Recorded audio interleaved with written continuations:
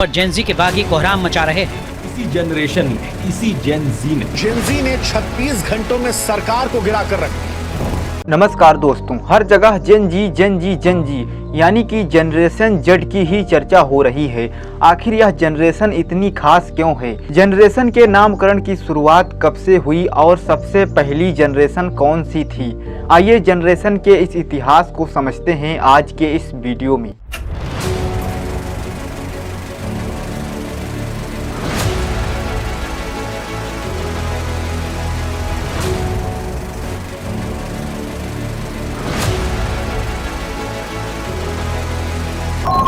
सबसे पहले समझते हैं कि आखिर जनरेशन क्या है। जनरेशन का मतलब होता है एक ऐसा समूह जो लगभग एक ही समय में पैदा हुआ है, जिसकी युवा अवस्था एक जैसे हालातों और घटनाओं से गुजरी हो। ये घटनाएं चाहे टेक्नोलॉजी हो, युद्ध हो, आर्थिक संकट हो या फिर सांस्कृतिक बदलावों का हो। आसान भाषा में कहें तो जो लोग बचपन और जवानी में एक जैसे अनुभव से गुजरते हैं वे एक ही जनरेशन के माने जाते हैं। अब आखिर में एक सवाल यह है कि आखिर इन जनरेशन के नाम कहां से आए? असल में दोस्तों 20वीं सदी के दौरान समाजशास्त्री और पत्रकारों ने यह देखा कि हर 15-20 साल में पैदा हुए लोगों के सोचने का तरीका और उनका जीवन काल काफ़ी बदल जाता है। धीरे धीरे यह जनरेशन को एक नाम और सालों की सीमा दी जाने लगी, यानी कि ये नाम किताबों, मीडिया रिपोर्ट्स और रिसर्च आर्टिकल से आए और समय के साथ लोकप्रिय भी हो गए। अब चलिए शुरुआत से एक एक जनरेशन को समझते हैं कि आखिर सबसे पहली जनरेशन कौन सी थी और हर एक जनरेशन के बीच क्या क्या अंतर आए थे। दोस्तों सबसे पहली जनरेशन और जिसका नामकरण हुआ वह था लॉस्ट जनरेशन। साल 1800 से 1900 के बीच जिन लोगों का जन्म हुआ वे लोग लॉस्ट जनरेशन के अंतर्गत आते थे। ये वो लोग थे जो पहले विश्व युद्ध यानी कि वर्ल्ड वार फर्स्ट के समय जवान हुए थे। इस पीढ़ी का नाम लॉस्ट जनरेशन इसलिए पड़ा क्योंकि युद्ध ने इनके सपनों, उम्मीदों और समाज के ढांचे को तोड़ दिया था। इन्हें लगता था कि उनकी मेहनत और संघर्ष व्यर्थ चला गया है।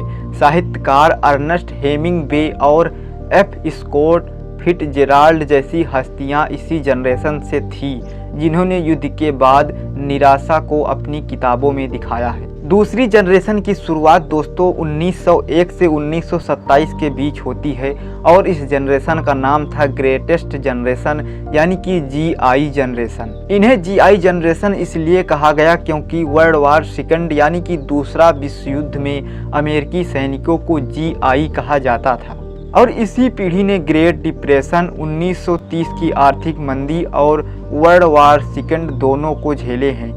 ये लोग बहुत मेहनती, अनुशासित और देशभक्ति से भरे हुए थे। यह वही पीढ़ी थी जिसने युद्ध के बाद दुनिया को दोबारा खड़ा किया। इनके समय में काम ही जीवन है जैसी सोच मजबूत थी।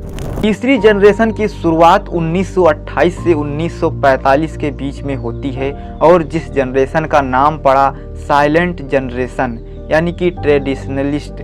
दोस्तों नाम साइलेंट इसलिए पड़ा क्योंकि यह पीढ़ी ज़्यादा राजनीतिक या सामाजिक विद्रोह नहीं करती थी। वर्ल्ड वार सेकंड के बाद जन्मे और युद्ध के बाद स्थिर समाज में पले बड़े थे। इनका जीवन संस्थानों और परिवार पर विश्वास करने वाला था। इस टाइम में टीवी का आगमन और पारंपरिक जॉब जैसे सरकारी नौकरी, फैक्ट्री, ऑफिस पर भरोसा सबसे ज़्यादा हुआ करता था। ये लोग नियमों और अनुशासन को सबसे ऊपर रखते थे।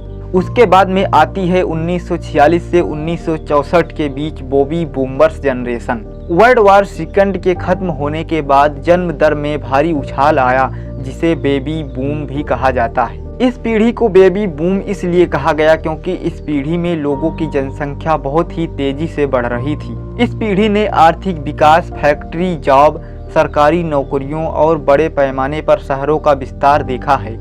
इनकी सोच मेहनत करो और जीवन स्थिर बनाओ जैसी थी। सामाजिक स्तर पर ये लोग घर, कार और नौकरी को ही सफलता मानते थे। आज की तारीख में कई बड़े पॉलिटिकल लीडर और बिजनेस टाइकून इसी पीढ़ी से हैं। इसके बाद आता है जनरेशन एक्स। 1965 और 1980 के बीच जन्मे लोगों को जनरेशन एक्स की पीढ़ी के लोग माना जाता था। ये वो बच्चे थे जो 70s और 80s में बड़े हुए थे। इस समय MTV, private media, rock music और कंप्यूटर का आगमन हुआ था। इनकी पहचान स्वतंत्रता और संदेहपूर्ण नजरिया है।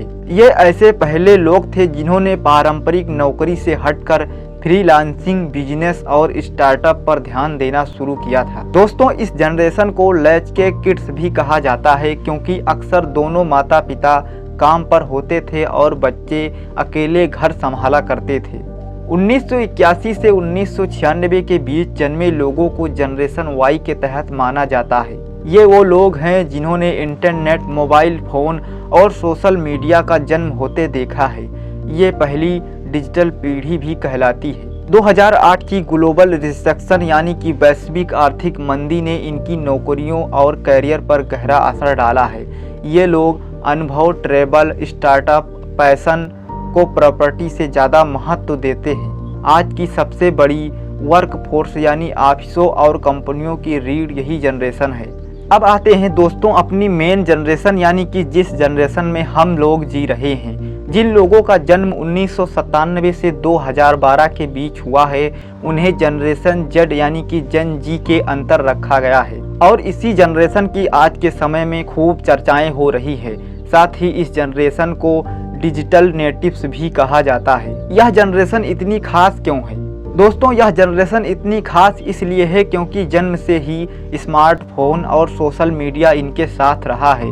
Fast innovation, social media activism और क्रिएटिव जॉब और पारंपरिक नौकरी की बजाय क्रिएटर इकोनॉमी और फ्रीलांसिंग को चुनना ज़्यादा पसंद करते हैं। जन जी की पहचान है गलत का विरोध करना, अपने हक के लिए लड़ना और जलवायु परिवर्तन जैसे मुद्दों के लिए आवाज़ उठाना।